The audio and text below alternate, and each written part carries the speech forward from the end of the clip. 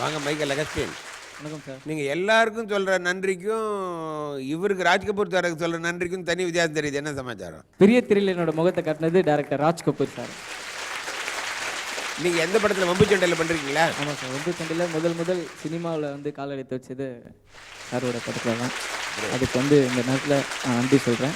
நம்ம டைரக்டர் தான் வந்து வம்பு சண்டை படத்துக்கு எனக்கு வாய்ப்பு வாங்கி கொடுத்தது. ராஜ் கபூர் சார் அந்த படத்தில் என்னை நடிக்க வச்சு நல்லா யூஸ் பண்ணி இன்றைக்கி வந்து திரையுலகத்தில் பேசப்படுற அளவுக்கு நல்ல ஒரு ஹெல்ப் பண்ணியிருக்காரு. ரொம்ப தேங்க்ஸ்.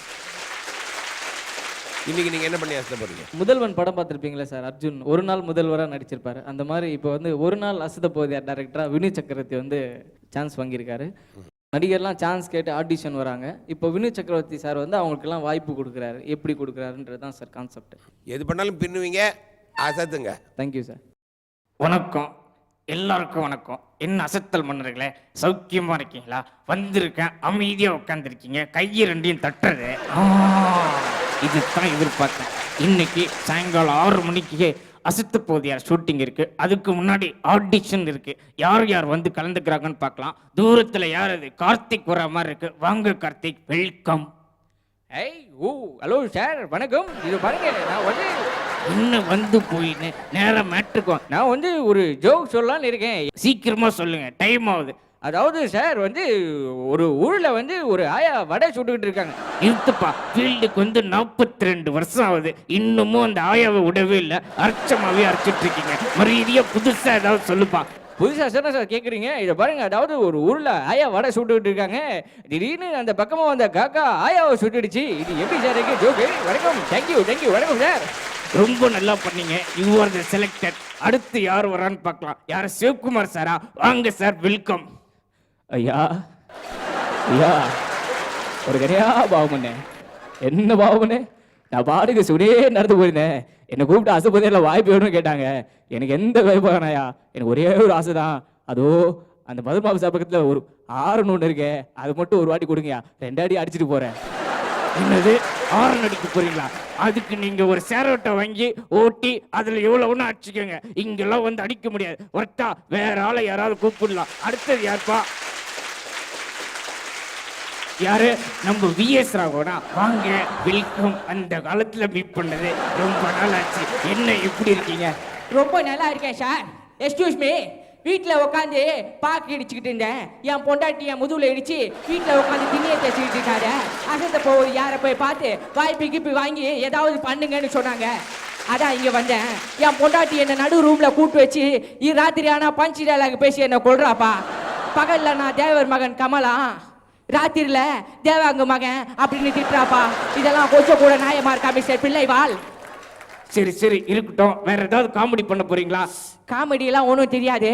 நான் கொஞ்சம் நல்லா சவுண்ட் எஃபெக்ட்லாம் பண்ணுவேன் சார்.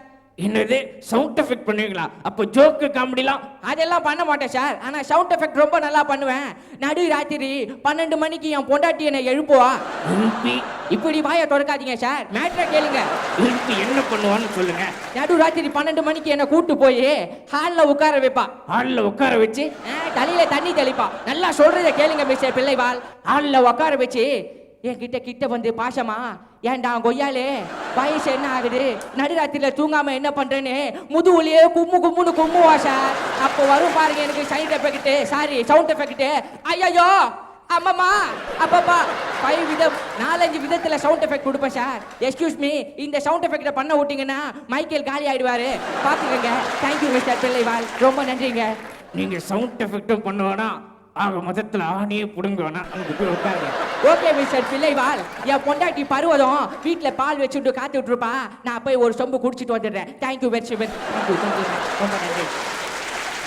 அடுத்ததா யார் வரான்னு பார்க்கலாம். யாரு? நம்ம பூர்ண விஸ்வநாதனா? என்ன வரும்போதே ஏப்பி விட்டுட்டு வரீங்க? ஏப்போ இல்லை, என்னோட வாய்ஸோட எக்ஸாம்பிளேஷன். நான் வரேன்னு எல்லாருக்கும் தெரிய வேணாமா? 1947 கிரிக்கெட் டீம்ல இருக்கேன். இது வரைக்கும் போலிங் கூட போட யாரும் வாய்ப்பு கொடுத்தது இல்லை. இது காமெடி நல்லா பண்றா. வீட்டுல இருந்து என்ன கூட்டாந்து விட்டுட்டு போயிருக்கா. இது எனக்கு காமெடி பண்ண சான்ஸ் தெரியலனாலும் அது மகேஸ்வரி பக்கத்துல ஒரு வாட்டி உட்காந்துக்கிறேன். அடுத்ததான் யார் வரான்னு பார்க்கலாம். நம்ம சூப்பர் ஸ்டார் வர்றாரு. கொஞ்சம் ஒதுக்கு உட்காந்தா இந்த இடத்துல என்ன எதிர்பார்த்துருக்க மாட்டீங்க ஏன்னு கேட்டால் அந்த வாய்ப்பு கேட்க வரல சனிக்கிழமை நிகழ்ச்சியை பார்த்துட்டு இருக்கேன் அப்போ எனக்கு தோணும் நம்ம ஒரு நாள் நிகழ்ச்சிக்கு போகணும்னு சொல்லி ஆனால் ஃபியூச்சரில் ஒரு டைம் இல்லை வேற என்ன பண்ணுறது எதிர்பார்க்கன்னா அதை உங்களே பார்த்து விஷ் பண்ணிட்டு போகலான்னு வந்தேன் எத்தா சீஃப் கெஸ்ட் அது இதுதான் சும்மா பிச்சு உதவிட்டு இருக்காங்க இது அசப்போத நிகழ்ச்சி எல்லாரையும் சந்தோஷப்படுத்துது தேங்க்யூ வெரி மச். அடுத்ததா யார் வரான்னு பார்க்கலாம். தூரத்துல யாரையுமே காணுமே. ஐயா கொஞ்சம் திரும்பி பாருங்க ஐயா, கையில சொம்போட நின்றுட்டு இருக்கேங்க ஐயா. என்னது பின்னாடி நின்றுட்டு இருக்கியா? யாரா நீ? இப்படி வந்து நெல்லு. உன் பேர் என்ன? ஐயா என் பேர் கொல்லம்பாளையம் ரமேஷுங்க ஐயா. காமெடி கரெக்டா வருதோ இல்லையோ நல்லா சொம்பு அடிப்பேனுங்க ஐயா. சொம்பு அடிக்கிறதுல நான் PhD பட்டமே வாங்கியிருக்கேன்னா பாத்துக்கங்களேன் ஐயா. மதன் பாபு ஐயா கொஞ்சம் வாய்ப்பு கொடுத்தீங்கன்னா ஜோக் சொல்றேன்ற பேர்ல உங்க சீட்டை காலி பண்ணிட்டு கொஞ்ச நேரத்துல நான் அங்க உக்காந்துருவேங்க ஐயா.